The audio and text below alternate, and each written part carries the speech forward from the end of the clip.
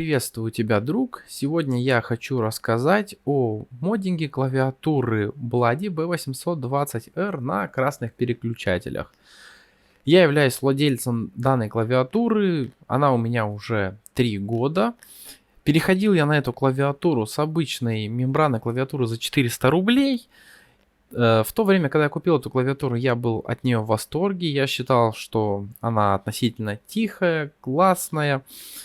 Но время идет, запросы меняются, выходит что-то новое на рынке. Ты видишь, что уже есть клавиатуры, которые тише, приятнее нажимаются.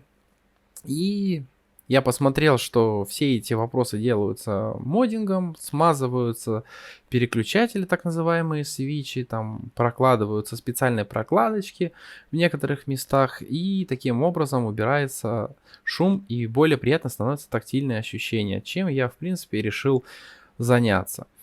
Еще по поводу данной клавиатуры хочу сказать, что она является оптомеханической. У нее переключатели, которые придумала сама компания Bloody.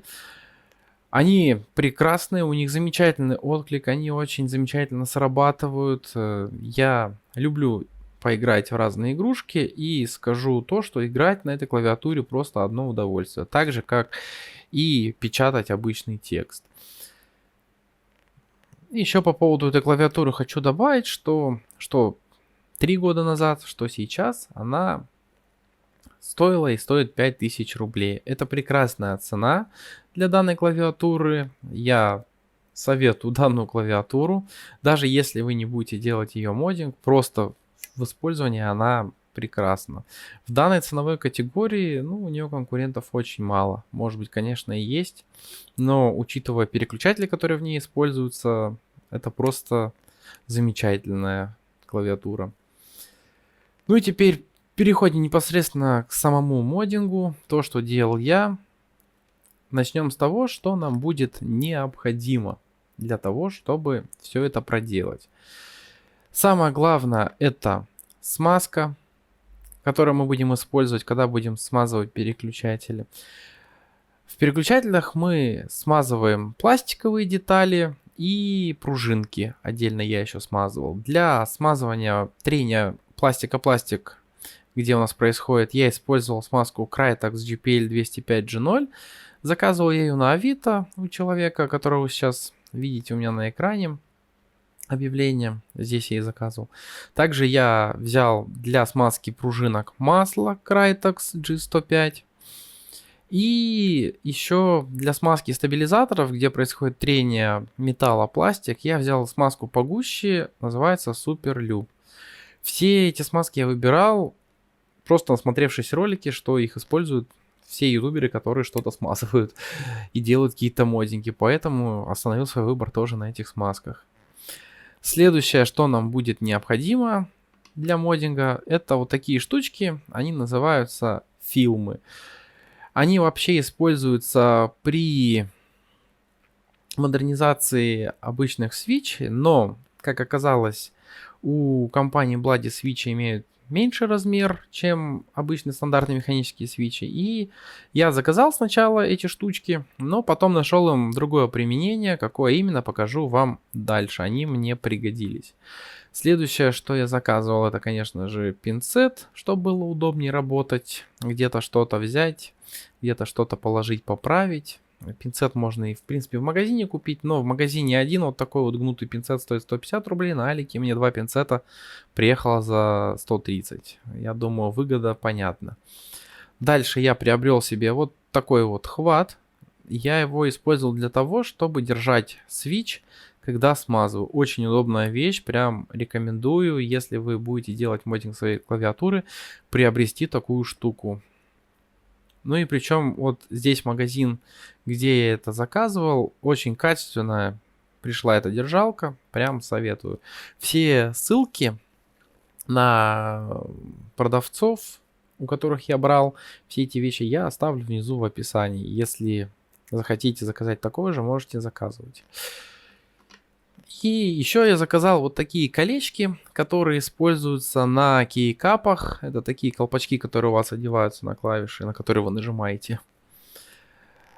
Честно говоря, эти колечки, я считаю бесполезные. Что с ними, что без них, я разницы не услышал, не почувствовал, поэтому в нашем случае они, я думаю, не нужны, и тратить на них 266 рублей, там 270 нет смысла. Поэтому я бы их не брал, но я их заказал, попробовал, сделал вывод. Начинаем процесс мы с разбора клавиатуры. Для того, чтобы нам разобрать ее, необходимо сначала снять кейкапы, которые надеты на переключатели. Это те кнопочки, на которые мы непосредственно нажимаем. Для того, чтобы их снять, нужно использовать специальный пулер или так называемый ключ, который шел в комплекте с клавиатурой.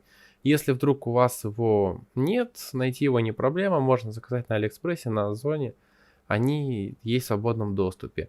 Единственное, хочу добавить, что когда вы будете снимать пробел, сначала нужно обязательно открутить сзади два болтика. И только после того, как вы их открутите, уже пытаться его снимать. Если вы их не открутите, то можно будет повредить непосредственно уже сам кейкап пробела. Чего делать не стоит, потому что такой же вы навряд ли найдете.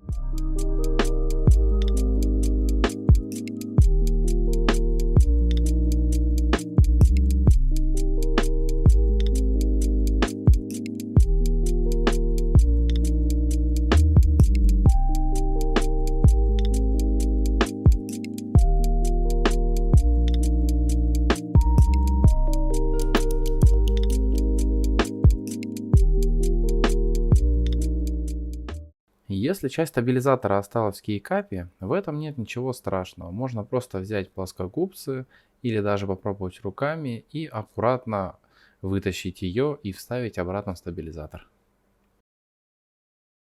Далее нам необходимо удалить металлическую пластину. Для этого нам необходимо открутить все болтики и убрать саму эту пластину, под которой мы увидим прокладочку пластиковую. Ее тоже убираем и получаем прямой доступ к плате, на которой расположены у нас сами переключатели.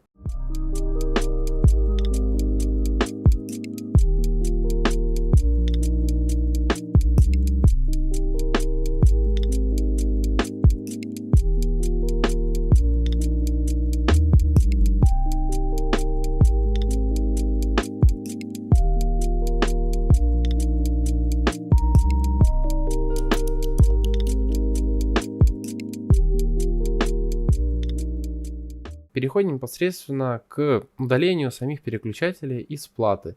Делается это тоже довольно-таки просто. У нас слева и справа у переключателя есть два ушка, на которые нужно нажать, и он с небольшим усилием спокойно выходит в верхнюю часть платы. Нужно просто его вытолкнуть вверх. Так мы удаляем все переключатели, их в клавиатуре 104, и дальше переходим к удалению стабилизаторов. Стабилизаторы удаляются очень просто, там всего одно ушко сверху, которое необходимо зажать и выдавить стабилизатор вниз. У стабилизаторов, расположенных горизонтально, ушко это будет располагаться снизу, а у стабилизаторов, расположенных вертикально, это ушко будет слева. И получаем уже вот такую вот картину полностью разобранной клавиатуры. Отдельно у нас получается плата, отдельно переключатели, отдельно стабилизаторы. Отдельно это пластиковая прокладочка и металлическая крышка. Все болтики советую положить в какую-нибудь тару, чтобы ничего не потерять. Переключатели тоже советую положить в тару, чтобы они все были в одном месте. И можно переходить уже к следующему шагу. Первое, что я решил смазать, это стабилизаторы, потому что у нас их всего 8 штук, 7 маленьких и один большой длинный, который используется на клавише пробел. Стабилизаторы у нас служат для того, чтобы длинные клавиши не ходили лево-право, не наклонялись, когда мы по ним нажимаем. Их обязательно необходимо смазывать. Для того, чтобы их смазать, нам нужно просто удалить металлическую скобу из пластиковых креплений. Металлическую скобу, начиная от изгиба и до конца, я промазывал смазкой Super-Lube и с одной и с другой стороны. Потом просто вставлял обратно в эти пластиковые крепления. И все, откладывал их в сторонку, чтобы они ждали своего часа для установки. Еще хочу добавить, что часть, которая крепится непосредственно в клавишу. Я ее отдельно смазывал смазкой Crytex GPL 205G0 для того, чтобы при трении пластик о пластик звука было намного меньше. Теперь переходим к самому долгому и трудоемкому процессу. Это смазка переключателей. Я не смог разобрать переключатель, так как какого-то специального инструмента у меня нет, а случайно сломать переключатель не хочется, так как такой же отдельно нигде не продается, только если покупать клавиатуру и сломанную какую-нибудь с нее снимать. Поэтому я решил смазывать их без разбора. Сначала я промазал со всех сторон пружинки во всех переключателях маслом Crytex 105, и далее уже перешел к смазыванию всех мест, где происходит трение пластика о пластик 205 Crytex. Что и как именно я промазал, вы можете наблюдать на видео.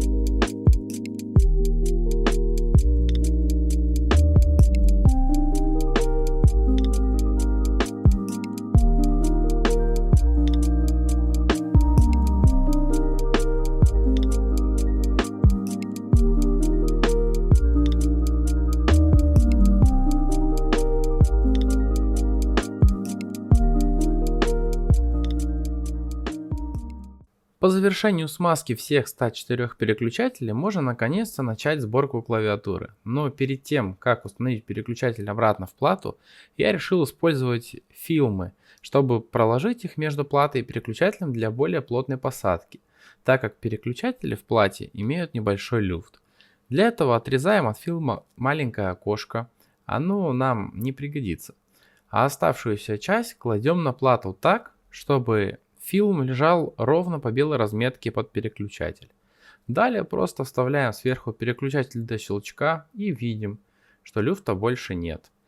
Так проделаем со всеми переключателями, и после этого нам останется только обратно проложить пластиковую прокладку и прикрутить металлическую пластину, а затем надеть все кейкапы на переключатели.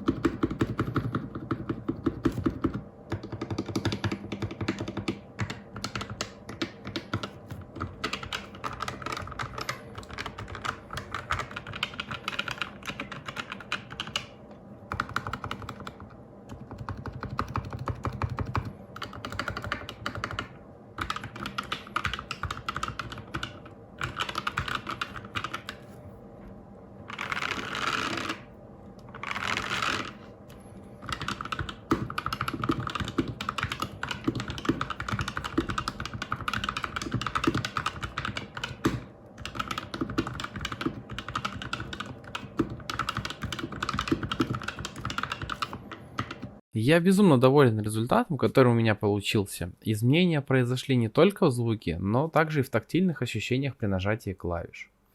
Если у вас вдруг будут какие-то вопросы, задавайте их в комментариях, я с радостью на все вопросы отвечу. Спасибо большое за просмотр и до новых встреч.